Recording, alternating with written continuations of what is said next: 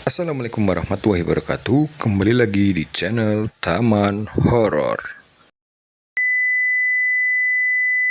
Teror Pocong Hitam Part 2. Bagi kalian yang belum menonton part 1-nya, silahkan tonton terlebih dahulu part 1-nya yang ada di kolom deskripsi agar kalian tidak kebingungan saat mendengarkan part 2-nya.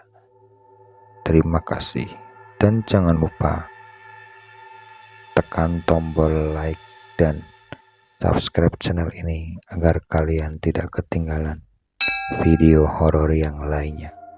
Selamat mendengarkan.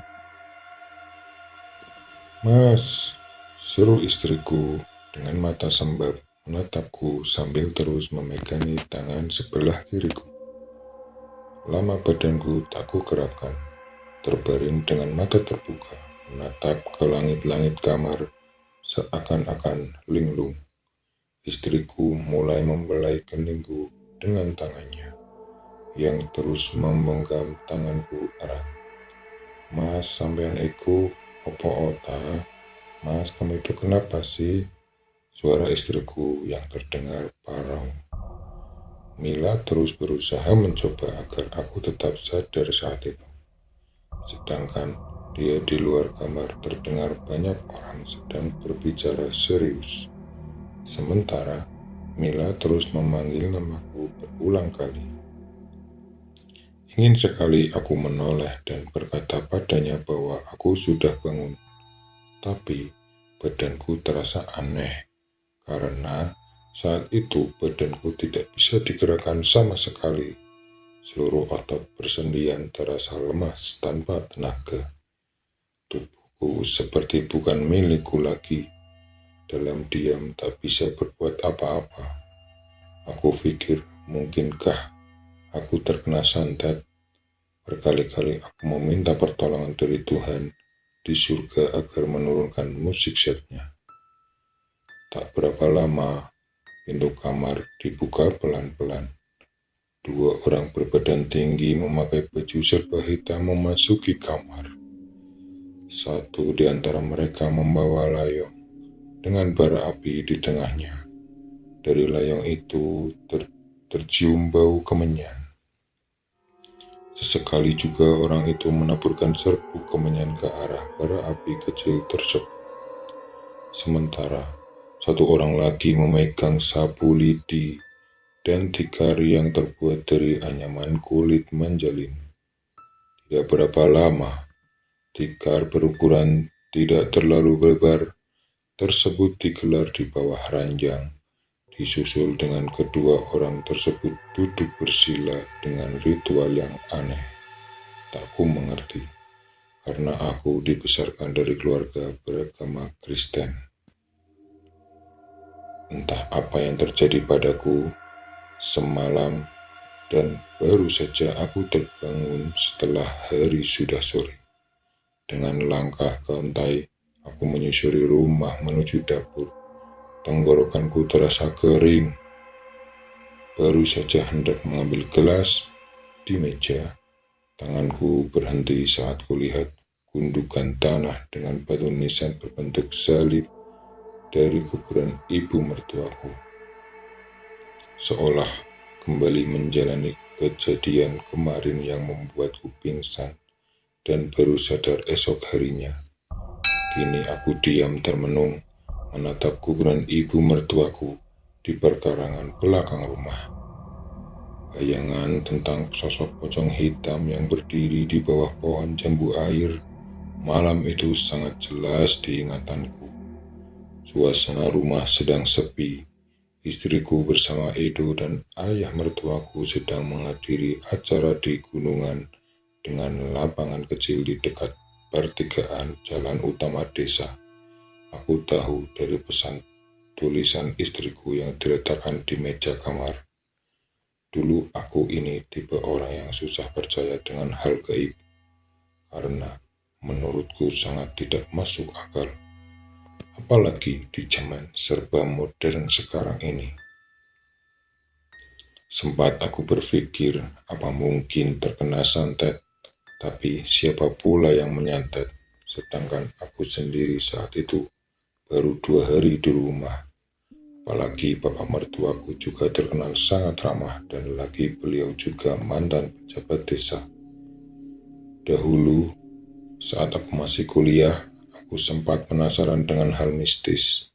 Tetapi karena hal gaib itu tidak bisa dibuktikan kebenarannya saat itu, aku juga tidak percaya lagi dengan hal berbau mistis, apalagi tentang hantu atau santet. Rumor yang kudengar dari salah satu temanku yang gemar sekali mengikuti ritual-ritual aneh adalah jika pocong hitam itu memang ada, tapi biasanya pocong hitam dipakai untuk suatu tujuan yang merugikan pihak lain. Bisa juga digunakan untuk menyantet seseorang. Kia, lamunku buyar seketika saat ku dengar suara teriakan melengking dari arah depan rumah. Tanpa berpikir panjang lagi, segera aku berlari ke depan lihat apa yang sedang terjadi di sana. Dik, jantung terasa ingin meloncat keluar saat baru terbuka pintu depan rumah. Ternyata hari sudah sangat malam, padahal baru tadi aku dari dapur masih sore. Belum sempat aku memikirkan hal tersebut, di depan sana banyak orang berlarian dengan panik. Segera aku menuju ke jalan dan hendak bertanya pada salah satu orang yang tengah berlari sambil menggendong anaknya. "Bu, ono apa toh?" tanyaku saat itu. Tapi ibu tersebut terus berlari tanpa menghiraukan pertanyaan dariku. Orang-orang tersebut berlari dari arah gunung di pertigaan jalan. Karena letak gunungan hanya jarak sekitar 100 meter dari rumah bapak mertuaku. Teringat pesan yang ditulis istriku yang menghadiri acara di gunungan desa. Aku berlari menerjang ratusan orang yang berlarian dengan arah yang berlawanan.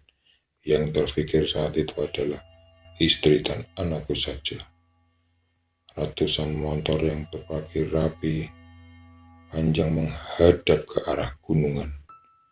Riuh, banyak orang menuruni tangga sisi timur gunungan. Ada juga yang terjatuh lalu terguling-guling hingga sampai ke bawah. Langkahku yang hendak menaiki tangga terhenti sejenak, karena di atas sana ada 3 gadis yang sedang menuruni anak tangga dengan tergesa-gesa. Siti, ndang mudun.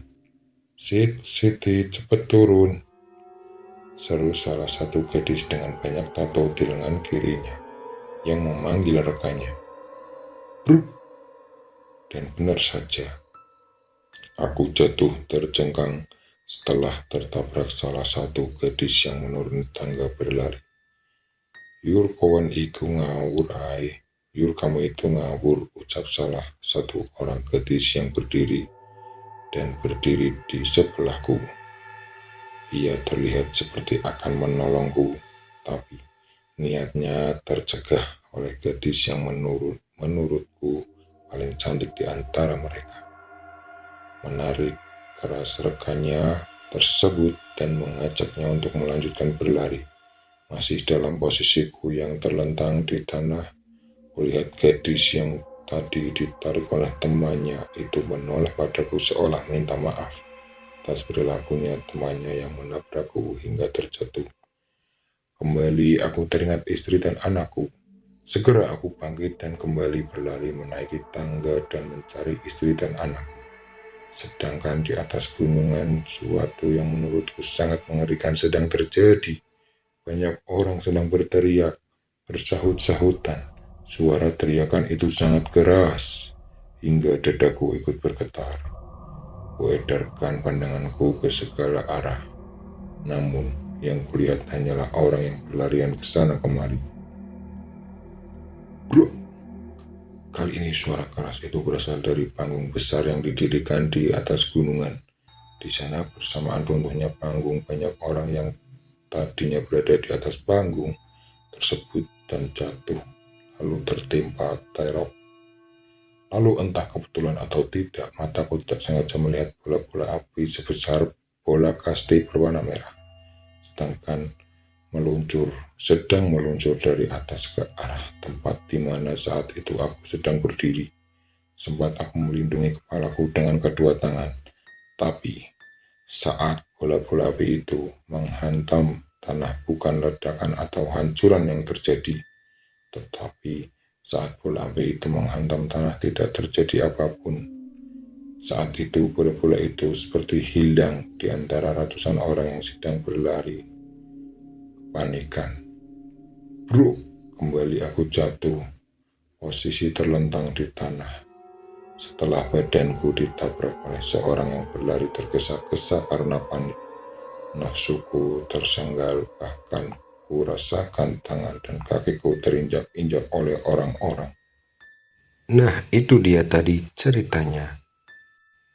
Mari dukung channel ini dengan cara like, komen, dan subscribe agar kalian tidak ketinggalan video lanjutannya.